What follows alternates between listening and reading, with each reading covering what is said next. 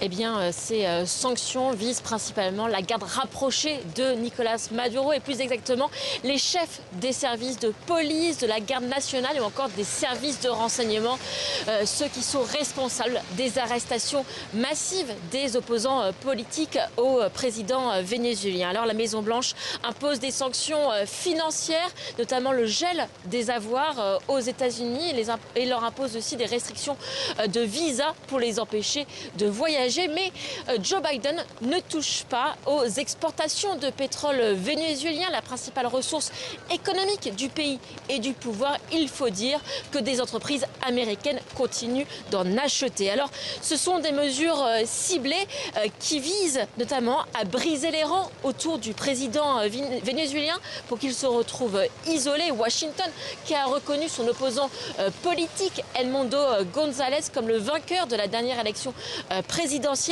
Mais pas de quoi faire trembler Nicolás Maduro pour Caracas. Je cite, ces mesures sont un acte désespéré d'un gouvernement qui cherche à cacher son échec électoral. Une référence à la victoire de Donald Trump à la dernière élection présidentielle américaine. Mais Nicolás Maduro ne pourra pas plus compter sur le républicain. Pendant son premier mandat, eh bien, Donald Trump avait mené une campagne de pression maximale contre le Venezuela avec des sanctions radicales et déjà la reconnaissance d'un gouvernement parallèle.